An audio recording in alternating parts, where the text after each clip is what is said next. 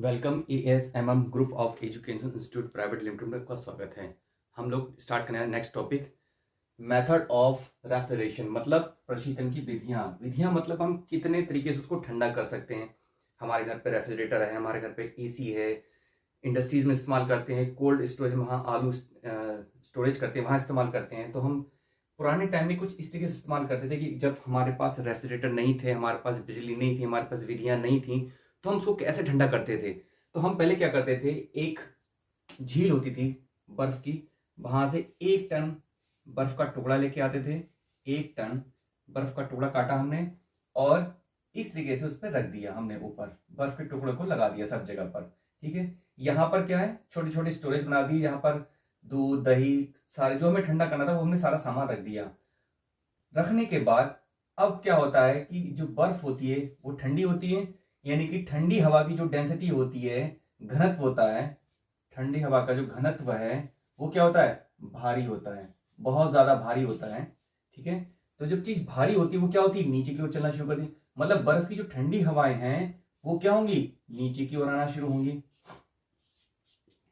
जो स्टोरेज में आपने सामान रखा हुआ है वो क्या है, वो गर्म होगा कुछ ना कुछ, इस आइस के से ज्यादा कुछ ना कुछ गर्म होगा। जो स्टोरेज में सामान रखा हुआ है उसकी कुछ ना कुछ गर्मी क्या होगी, ऊपर जाएगी, यानी कि गर्म जो हवा होती है वो क्या होती है, ठंडी होती है। उसका घनत्व क्या होता है, डेंसिटी, इसको सिंबल ऐसे बनाते हैं, घनत्व उसका क्या होता है, कम होता है। इसीलिए क्या होती है, सारी चीजें ऊपर जाती हैं, ठंडी हवा नीचे आती है।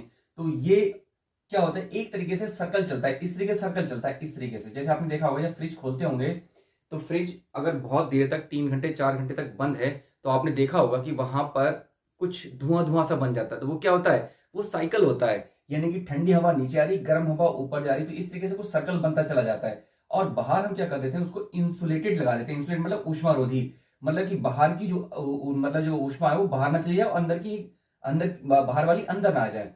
तो इस तरीके से हम क्या करते हैं, उसको इंसुलेट लगा देते हैं, एक एक तरीके से इसको ऐसे इंसुलेट कर देते हैं, इसको इंसुलेशन कर देते हैं।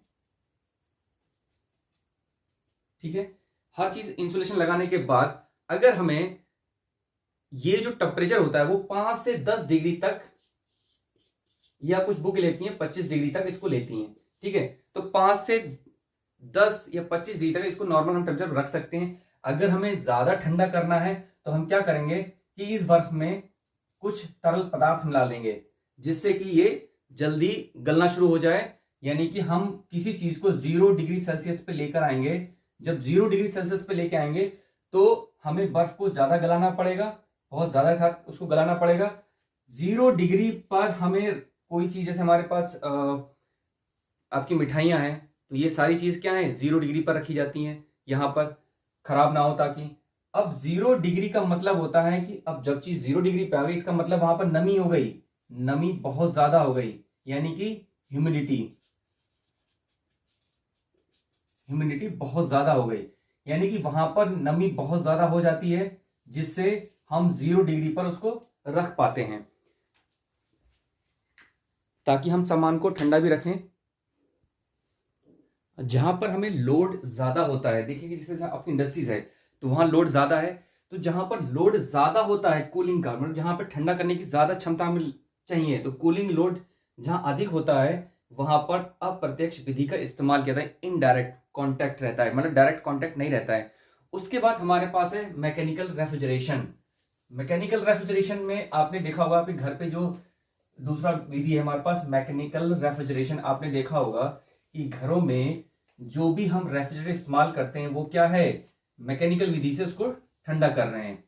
वहां पर कंप्रेसर, इवोपरेटर, ये सारी चीजें लगाई जाती हैं वहां पर, ताकि हम उससे 0 डिग्री पर काम कर सकें। ध्यान रखिए, घर पर जितने भी रेफ्रिजरेटर होते हैं, वो जितने भी रेफ्रिजरेटर हैं वो क्या होते हैं, घर पर 0 डिग्री पे काम करते हैं। तो जो मैकेनिकल रेफ्रिजरेटर, दूसरा पॉइंट है मैकेनिकल रेफ्रिजरेशन, दूसरा है मैकेनिकल रेफ्रिजरेशन। मैकेनिकल मतलब हिंदी में बोलेंगे यांत्रिक रेफ्रिजरेशन या यांत्रिक प्रशीतन। तो देखिएगा कुछ घर पे जो डायग्राम हम इस्तेमाल करते हैं वो कुछ इस तरीके से होता है, इसको भी डिटेल में पढ़ेंगे, अभी यहां पर सिर्फ इंट्रोडक्शन जान लेते हैं इसका।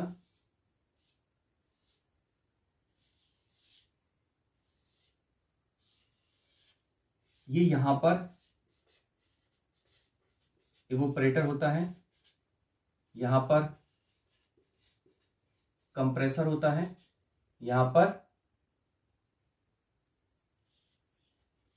कंडेंसर होता है और यहां पर एक्सपेंडर होता है।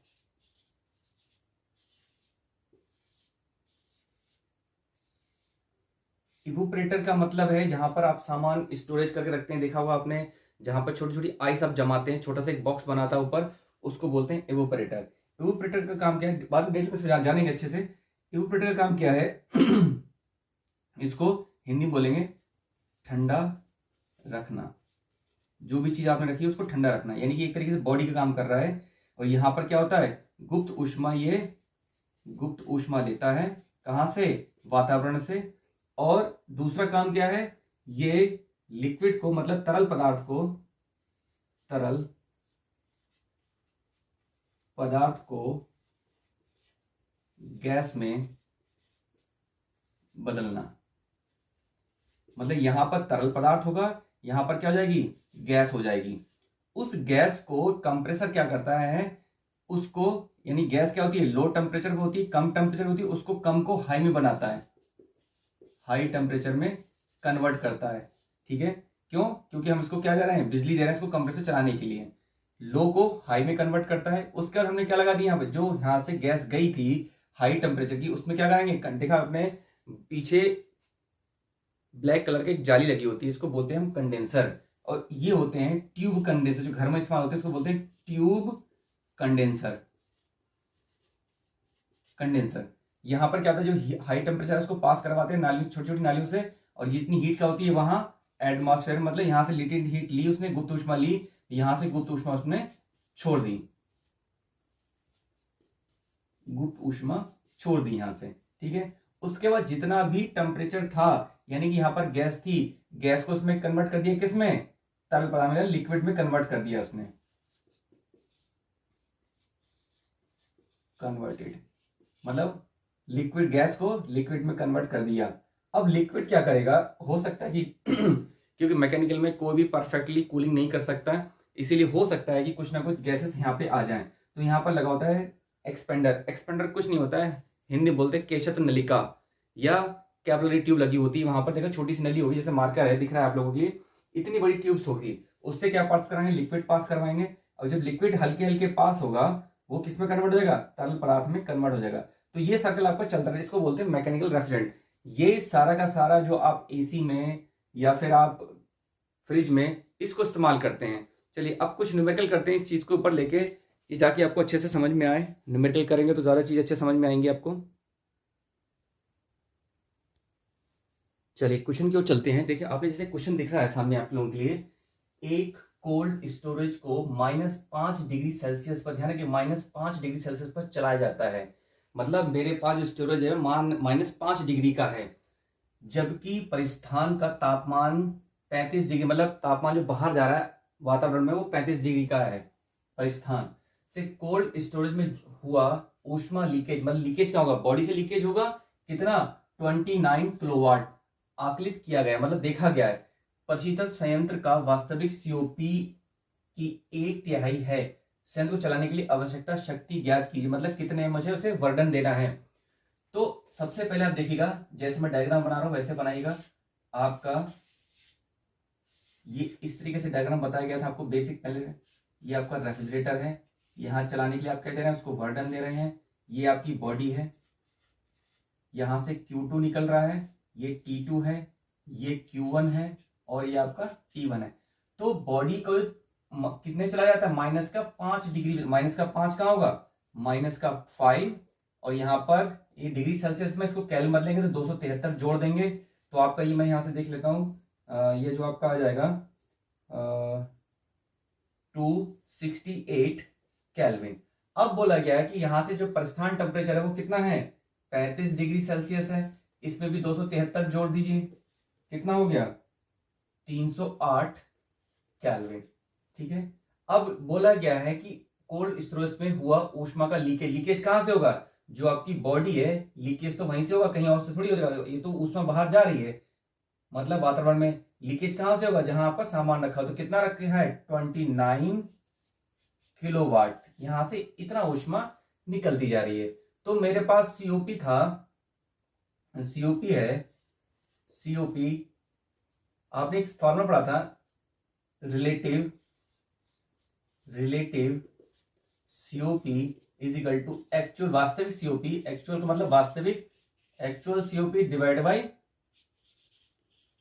थ्योरेटिकल सीओपी, मतलब वास्तविक सीओपी बटे थ्योरेटिकल सीओपी। ठीक है, तो अब देखिएगा, अब हम यहां पे देखेंगे सीओपी, यहां का टेम्परेचर देखिएगा कितना है, T2, यानी कि हमेशा सीओपी क्या होता है, इफेक्टिव, मतलब बॉडी से निकलने वाली हीट, ऐसे लिख लो, चलो, बॉडी से निकलने वाली ऊष्मा बटे किया गया कार्य। ठीक है, तो सीओपी हमारे पास क्या है और कार्य क्या है, यहां से देखो, आपने अगर शायद लोगों ने नहीं पढ़ा होगा, ये होती है SFEE, steady flow energy equation, मतलब एनर्जी को बैलेंस करना। देखो यहां से Q2 जा रहा है, Q2 जा रहा है इधर की ओर, ठीक है, एरो देखिएगा, Q2 अंदर जा रहा है, W प्लस अंदर जा रहा है, बाहर क्या आ रहा है, Q1, तो मेरे पास W कितना निकल के आ गया, Q1 माइनस Q2। ठीक है, तो किया गया कार्य, बॉडी से निकलने वाली ऊष्मा कितनी है, Q2, ध्यान रखिएगा, Q2 बटे W नेट। अब W नेट किस में है, यहां से लिख देंगे Q2 बटे Q1 माइनस Q2। ठीक है, उसके बाद इसको टेम्परेचर स्केल से बदल देंगे, जहां से इसको कर देंगे T2 बटे T1 माइनस T2, पहले वाले टॉपिक में हमने बता रखा है। तो COP आपका क्या हो गया, T2 मेरे पास कितना है, 268 बटे 308 माइनस 268। तो यहां से हम देख लेंगे कितना आ रहा है, आप लोग अगर किसी को ना आए तो कमेंट करके पूछ लीजिएगा। ये आपका आ रहा है 6.7। ठीक है, COP आ गया आपका 6.7। अब हमें क्या निकालना है, उस एक्चुअल COP में कितना चला जा रहा है, ये 1/3 चला जा रहा है, यानी कि हमारे पास क्या हो गया, ये हो गया। अब देखिए यहां पर थ्योरेटिकल COP, रिलेटिव COP कितना, एक्चुअल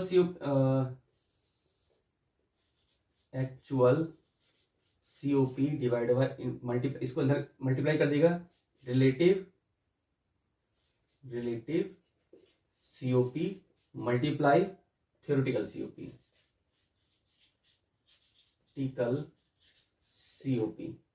तो रिलेटिव COP कितना था मेरे पास, 6.7। ठीक है, कितना चला जा रहा है, इसका एक्चुअल में कितना डिवाइड हो जा रहा है, 1/3, तो मल्टीप्लाई कर दीजिए, 1/3 में कितना आ जाएगा, 2.33 आ गया। यानी मुझे पता लग गया एक्चुअल COP मेरे पास कितना चल रहा है, 2.33 चल रहा है। ठीक है, अब हमें पता था COP क्या होता है, W net divide by effective heat divide by W net, यानी कि COP इफेक्टिव हीट कितना है मेरे पास, 29 बटे वर्णन कितना है, मुझे निकालना है, यही उन्होंने पूछा है। तो COP मेरा कितना है, एक्चुअल COP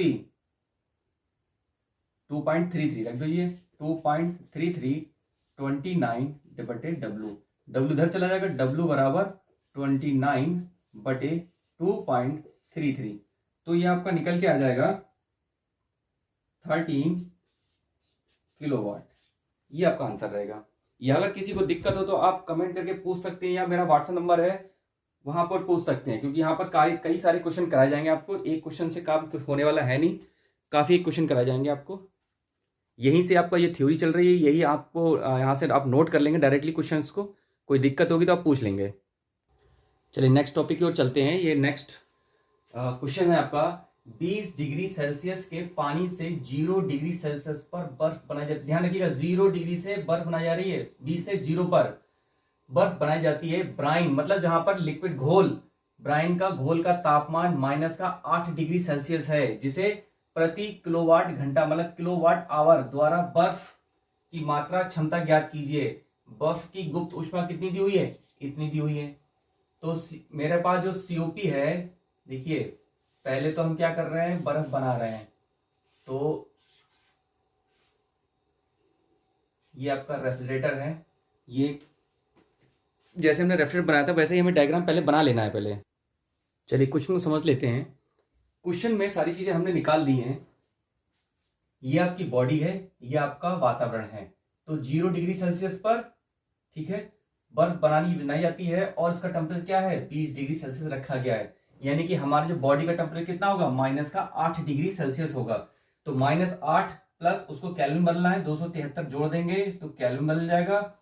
यहाँ पर 20 डिग्री सेल्सियस दिया, 20 प्लस 273 कर देंगे, 293 हो जाएगा। COP क्या होता है? जैसे मैंने पहले वाले क्वेश्चन में बदला था, वहां से बदलेंगे effective heat divided by W net. तो मैंने यहाँ से टेम्परेचर स्केल में उसको बदल दिया। तो T2 कितना है मेरे पास? 265 डिवाइड बाई 293 माइनस 265। तो जिसको भाग करेंगे तो क्या आएगा? 9.46 आएगा। अब हमको ये पता है कि 20 डिग्री से क्या बनाई जा रही है? बर्फ बनाई जा रही है। यानी कि 20 डिग्री सेल्सियस से 0 डिग्री पर बर्फ बनानी है, तो वहां से वो वातावरण से क्या लेगा? गुप्त ऊष्मा लेगा, मतलब अपनी अवस्था को बदलेगा, मतलब पानी से आइस में बदल गया। यानी कि अवस्था परिवर्तन है यहां पर, अवस्था परिवर्तन। यहां से अवस्था परिवर्तन मतलब उसकी स्टेट बदल गई, ठीक है। तो Q बराबर, आपने थर्मोडायनेमिक्स से पढ़ा होगा, Q बराबर mc डेल्टा T। T ये तो आपका हीट हो गया, प्लस वो गुप्त ऊष्मा ले रहा है मतलब लेटेंट हीट। Q बराबर m मतलब 1 ले लिया। कितनी कैलोरी होती है? 4.186 और डेल्टा T 293 ये हो जाएगा। अगर 273 जोड़ेंगे तो 293 ये हो जाएगा। इसमें केल्विन बदलेंगे तो 273 ये हो जाएगा, ठीक है। क्योंकि 0 डिग्री सेल्सियस क्या होता है? 273 होता है। तो इसमें से इसको हटा देंगे, 293 माइनस 273 प्लस लेटेंट हीट और जोड़ देंगे तो कितना आ गया? 4186.6 किलो जूल पर केजी। अब मुझे ये देखना, उसने पूछा है, देखिए क्षमता ज्ञात कीजिए। ज्ञात मतलब क्या करना है कि कितनी बर्फ बन रही है, उसका मास ज्ञात करना है। तो ये जो केजी लिखा हुआ था पर केजी, ये पर केजी लिखा है, बटे में लिखा हुआ है। इस बटे को मैं गुणा में लेके आ गया, मतलब इसको यहां से हटा दिया, इसको गुणा में लिख दिया। तो यहाँ पर आंसर क्या रहेगा? 418.6 किलो जूल पर केजी। वो जो पर वाला आंसर था m, यहाँ पर मैंने गुणा कर लिया। और यहाँ पर दिया है प्रति किलोवाट द्वारा बर्फ की, मतलब प्रति किलोवाट का मतलब हमेशा ध्यान रखिएगा ये होता है कार्य। कार्य मतलब प्रति मतलब एक, यानी घंटे में क्या 60 मिनट 60 सेकंड होता है, क्या हो गया? 3600 किलो जूल हो गया, ठीक है। फिर COP हमने दोबारा से लगाएंगे। COP क्या होता है? इफेक्टिव हीट, यानी बॉडी से निकलने वाली हीट डिवाइड बाई सप्लाई किया गया कार्य, ठीक है। तो COP मेरे पास कितना आ गया था? 9.46 आ गया था। और मेरे पास ये क्या है? Q2 निकल के आगे मेरे इस तरीके से क्वेश्चन दिया हुआ, तो इसका मतलब मेरे पास Q2 है, यानी कि 20 डिग्री से 0 डिग्री में लेके आ रहे हैं। तो यहाँ पर क्या हुआ है? ये बॉडी है आपकी, ठीक है। तो Q2 हमेशा आपका ये रहेगा, Q2 बटे W नेट। Q2 मेरे पास कितना था? M 418.6 किलो जूल और डिवाइडेड बटन कितना था? 3600। इसको इधर ले जाएंगे और M को यहां रखेंगे, उसके बाद इसको गुणा भाग कर देंगे तो ये आ जाएगा 81.35 kg, ठीक है। किसी को कुछ दिक्कत हो तो व्हाट्सअप करके कर लीजिएगा या फिर कमेंट्स करके पूछ लीजिएगा, मैं और डिटेल में बता दूंगा सारी चीज़ें। वैसे तो लगभग सारी चीज़ें बताई जा चुकी हैं, अगर कोई पॉइंट ना समझ में आए तो उसको पूछ सकते हैं।